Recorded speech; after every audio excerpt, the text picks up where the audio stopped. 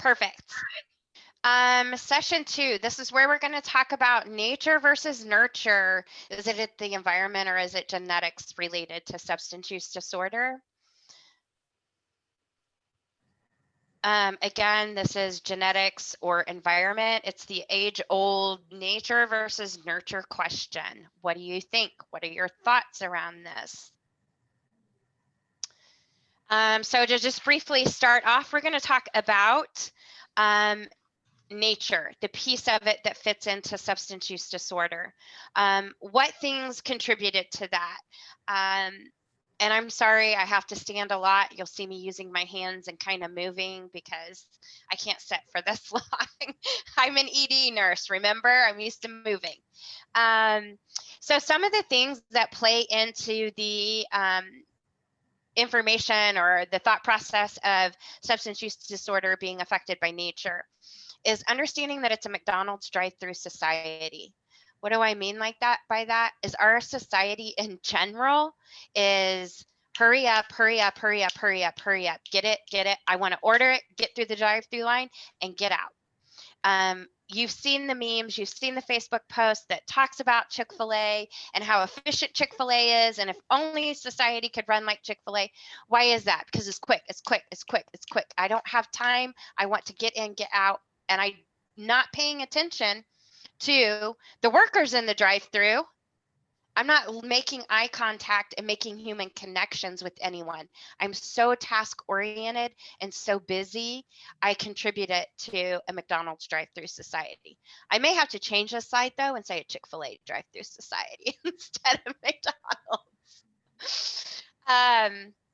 What else contributed to substance use disorder? Let's talk about my favorite, because we're in healthcare. Pain is the 5th vital sign. Wow. What did we do to ourselves when we said that? Having these conversations. Pain being the 5th vital sign was addressed by Dr. James Campbell in 1995, where he addressed the American Pain Society, urging that all healthcare providers treat pain as the 5th vital sign.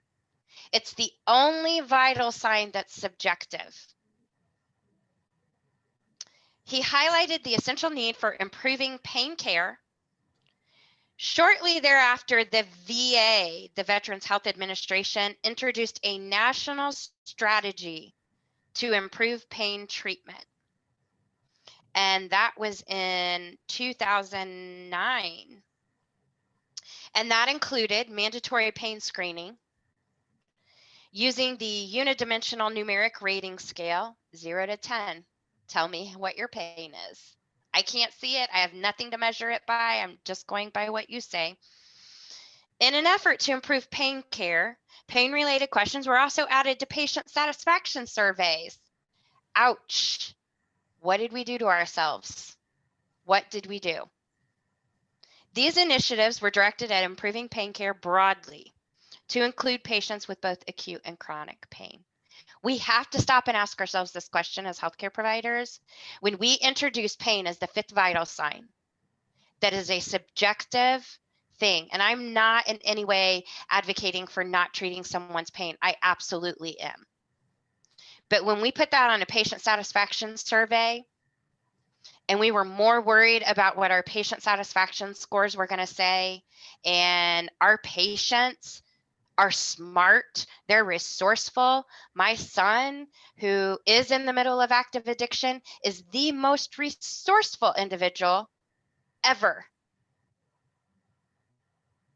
They figured it out. Well, if you don't give me what I need, then I'm going to give you a bad score. When I get my survey, I'm going to tank it. Despite anything else, I'm going to tank that survey because you didn't give me what I needed. So then you introduce Big Pharma into it. You introduce all of this with, the Oxycontin and things like that. Prescribers who are just over prescribing narcotics because we're so worried about that patient satisfaction score. These are conversations we have to stop and have discussions about. Then you see the generational gaps. What's the interesting thing is, you have all different ages and all different generations in society right now. The really interesting thing is there's a new generation that people aren't talking about yet. You have boomers, you have Gen Y, Gen Z, Gen X, but we also have a generation O. This is the new generation. These are children of those who are addicted to opiates and dealing with substance use disorder. The label Generation O comes from an expose that was done in the New York Times, and it was titled, "Become My Mom Again, What It's Like to Grow Up Amid the Opiate Crisis." The content described the perils that these children face every day. They contend with crisis, chaos, trauma, and grief. Not only are they losing parents at a astronomical amount, an astronomical number, they're often then shuffled into foster care. They're shuffled to a grandparent's house who's elderly, who already has comorbidities and health issues as it is, and they're in this new environment. It relates to those children who are also born to mothers who are amidst an active addiction crisis, who are using opiates at the time of pregnancy, at the time of birth, and these children are coming out with neonatal abstinence syndrome. And what is that looking like? Schools in Scottsdale County in New York have witnessed an uptick in children born dependent on opioids, as well as the effects of parental neglect. The problems these children have are acute: learning disabilities, behavior issues, delayed speech, and oftentimes may become victims of crime, maybe in the human trafficking, just a whole host that we have yet to see. We're just seeing the beginning stages of this. I can honestly tell you that in my own family, I can name 6 individuals who lost a parent to substance use disorder and who were raised by grandparents. I can tell you in my own experience, I had a grandchild that was here with me during the time of my son's active addiction, who it's a very long story short, ultimately ended up biologically not being my son's.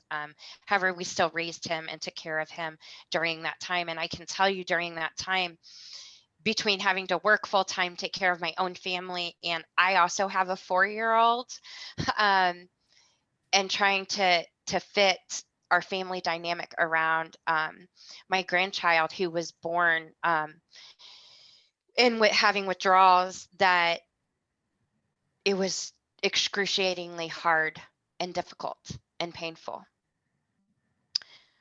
These children see lack of basic amenities such as food, hot showers, and clean clothing.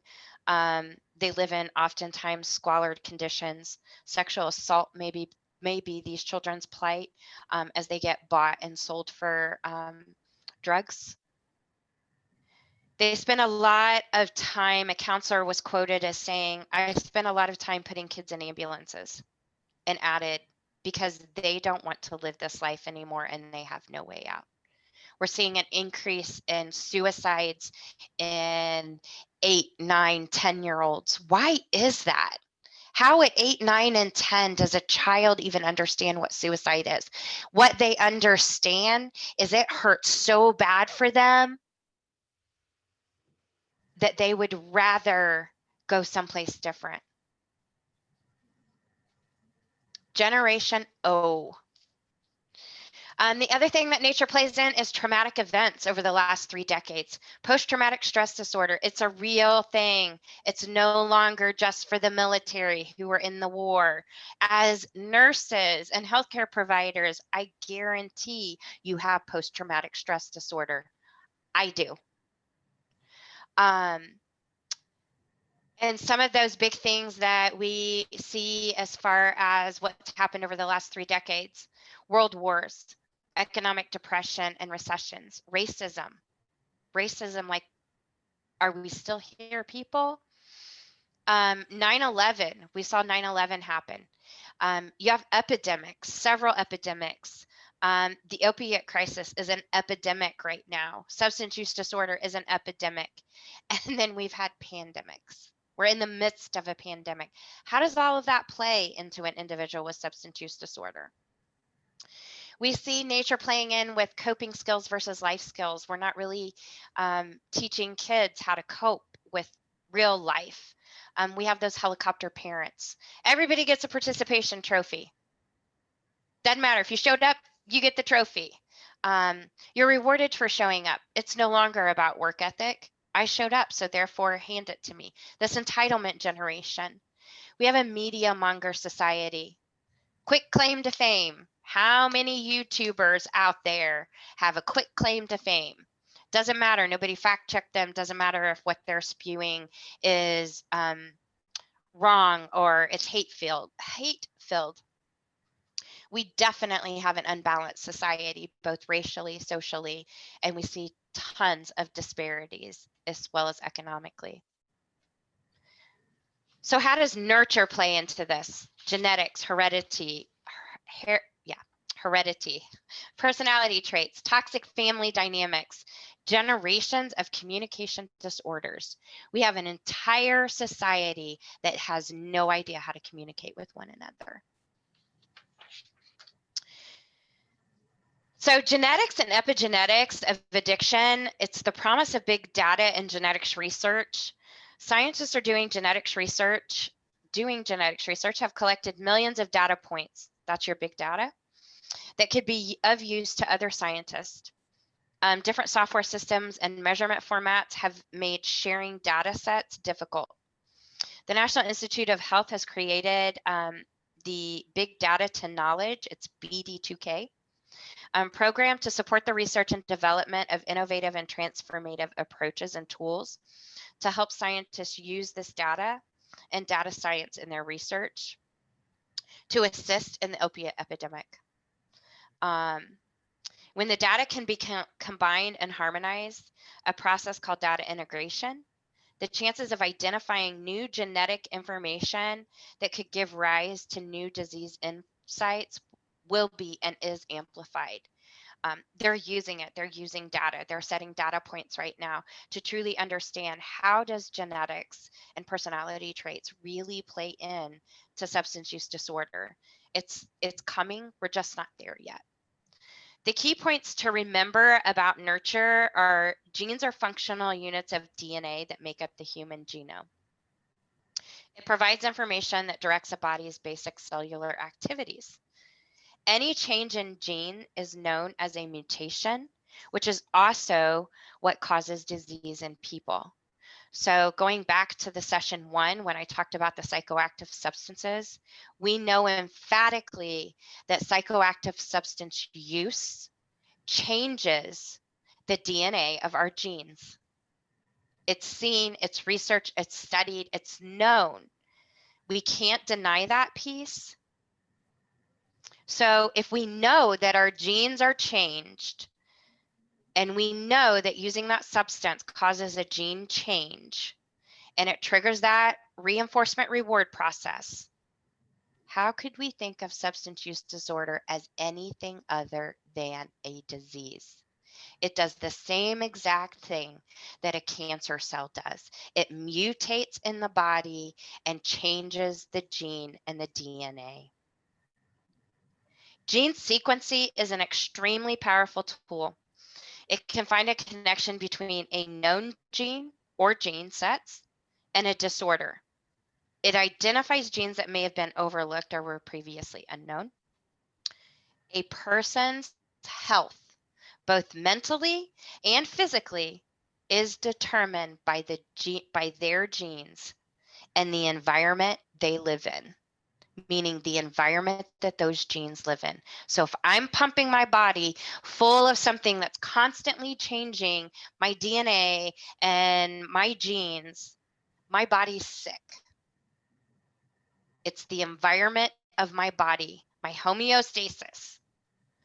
Epigenetics is the study of functional and sometimes inherited changes in the regulation of gene activity and expressions that are not dependent on gene sequence. Scientists are using gene studies to develop targeted medications that may eventually be able to be customized to each individual patient.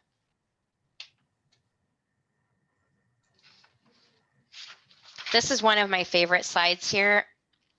I call it the Casserole Effect.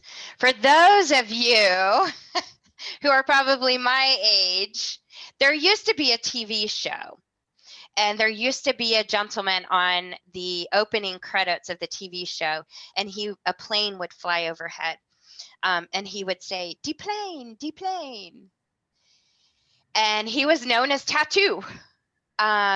That's where my term comes from. It's called the Casserole Effect. What I really truly mean by this is any family member that has an individual in their family who is diagnosed with a terminal illness, or even just a disease or an illness in general. There are those GoFundMes, there's those crowdsourcing opportunities, there's Facebook posts about prayers and send the family your love. And oftentimes what happens is there's such an outpouring of support and love that people show up to your door with casseroles. They're going to feed you because we know that you're tired or you're busy or you've got so much going on. The least I can do is bring you a meal. We call them funeral meals even. People show up with food. Casseroles. It's the casserole effect. What I can tell you, nobody shows up at my door with a casserole. I'm in the midst of a disease process with my son. I'm isolated. I'm depressed. I'm desperate. I detach. I desensitize. I'm defined. But there's no casserole showing up at my door. Why is his disease process looked at any differently than the neighbor who was diagnosed with cancer or any other illness? Casseroles. Why do we use casseroles? There's a basic human desire to help nourish somebody when loved ones are hurting or suffering. It's a gesture. It's welcomed. I do it myself. Just stopping and thinking about, there's a lot of people that are hurting and suffering that you may not know about, especially that family of individuals who are dealing with substance use disorder. So what are the cycles when you're in substance use disorder? This isn't just for the individual who is in the active states of whether rehab, remission. This is for the families. I go through this at the same time that my son goes through this. These are the same cycles that I go through as well. You have the cycle of addiction. First, you have ingestion. You're ingesting something into your body, a substance. You're changing your DNA.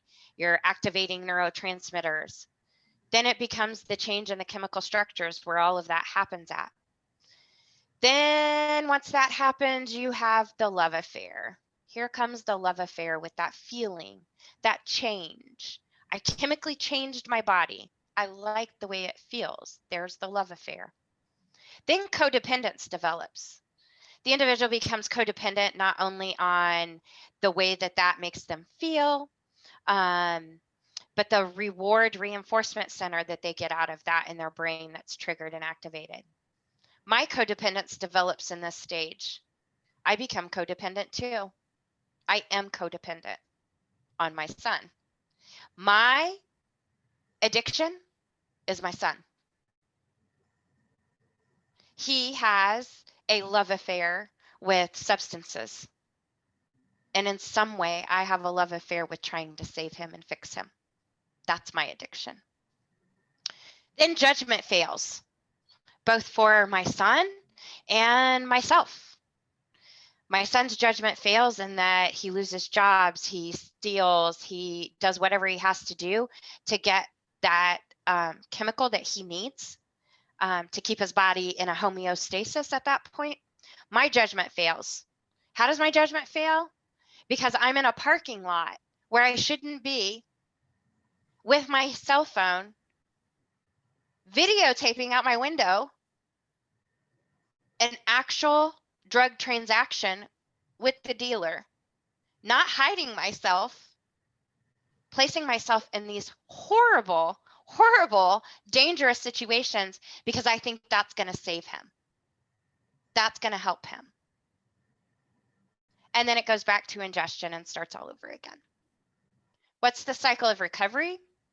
It's detox, it's withdrawal, it's rehab, it's remission, and it's relapse. Our goal is to keep my son right here in remission. That's the goal. Will he be cured? No, he won't. But he can live a productive, fruitful life in remission. It's something that we'll always have to keep in check, but he can recover and he can be a survivor. So what are the treatment stages then? What do those look like? When do people enter treatment stage?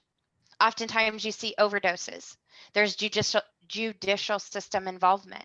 There's chaos. There's job losses, monetary difficulties, depression, isolation. There's a lack of support. Become desensitized to the world around. Codependence occurs in this, oftentimes in these stages. Loss of relationships, paranoia, physiological deterioration, mental deterioration, disability and or death. I'm not talking about my son. I'm talking about me. I'm that patient that you may see during this time. Because while this may be occurring, co-occurring at the same time it is with my son, I can guarantee you it's also co-occurring with me. I've got the chaos, job loss, monetary difficulties, depression, lack of support, codependence, paranoia, physiological and mental decline, disability and or death. We all know that stress, unchecked, is detrimental to our health. We know it causes strokes and heart attacks and all of this. Pay attention. You may be seeing individuals come in that they're not dealing with a substance use disorder, but just keying into that and asking that question. If somebody would have just asked me that question when I show up to the ER and I'm like having chest pains and I can't breathe and it's heart palpitations, all related to the cortisol levels in my body and the stress that's occurring, has somebody taken the minute to say, what's going on at home? You dealing with anything? You dealing with somebody? The relief I would have felt in those moments would have carried me far.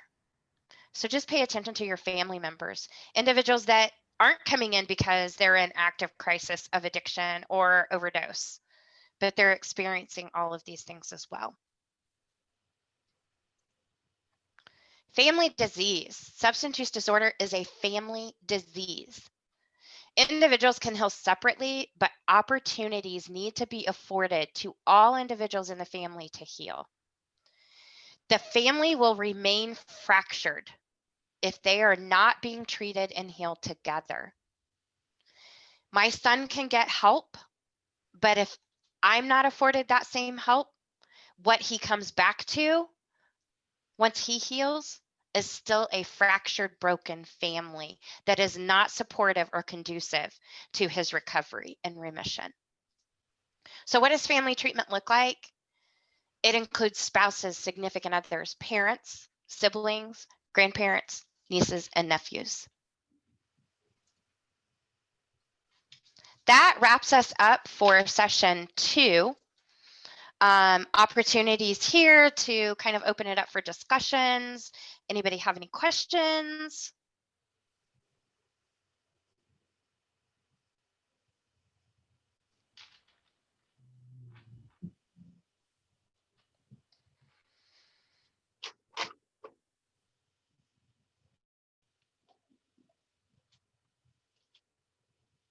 How many of you are involving the family in any of your treatment or working with the family as a whole? We incorporate family in our relapse prevention phase of treatment, and it's mandatory. It's not something we recommend. It's set from day one when we do the assessment with our patients that in the relapse phase, then a significant person that's invested in the patient will participate, and it's not just once or once a month, it's every session. And of course, the preference and who attends most are biological family members or spouses. But we try to like spread this recovery mentality through the patient and through that significant other into the household to kind of break that dysfunctional chain. And then we want to, break that dysfunction of don't talk, don't trust, don't feel that exists in that family prior to treatment. And so we want to learn how to talk, trust, and feel. So if we can get that started in the clinical environment, and we can get a couple of people that are participating in treatment in that way, then that's going to naturally go into the home environment, and then they can start chipping away at the dysfunction that exists in the home.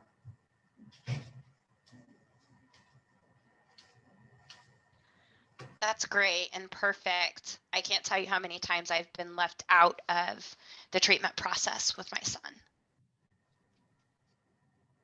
This particular session really drove home to me. While I always knew that we treated mental health and then physical health very separately, but this really drove home to me just how separately we keep them and don't really treat the whole person.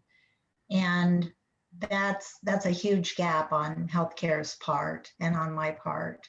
So I think it's important to remember that the patient gets sick within the context of where they live, and so therefore they have to get well within the context of where they live. So, I wish more people considered family involvement as a mandatory piece of treatment.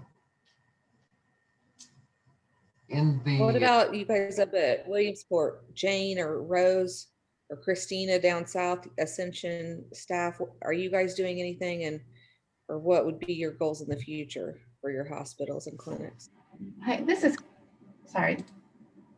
is Christina. So we are currently working on our map of how to address these issues and identify issues at Jennings and Salem. I really enjoyed hearing about involving the family. It brings concerns to me about patients who are in a situation where the family is not willing to heal. And then the discussions that need to be had with that patient at some point during their cycle of, unfortunately, maybe they need to get out of that environment, which is extremely difficult.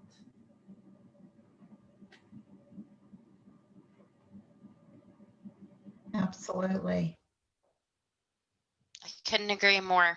I've often told my son, if here is not helping you and it's not a good environment, don't be here. I advocate for that. I need you to understand and be strong. Doesn't mean I don't love you and that I'm not supporting you, and I don't want, but I need you to be healthy and well. And if you can't be healthy and well in this environment, in particular, the area, because this is what he's used to. This is where it started. If you can't be healthy and well here, by all means, please, let's find an alternative for you not to be here. I can heal me. And it's okay for you to step away from individuals who aren't willing to heal themselves in the course of this. That's okay. And I advocate for that too. They've got to do what they have to do to get well, just as I do at the same time. Thank you, Deanna. So we've come to the time we put in some breaks. We've been going at it now here for almost a couple of hours. So during the break, if you could grab some ice, maybe a cup of ice or a cup of really cold water, along with coffee or your beverage of choice, we'll return at 10:15.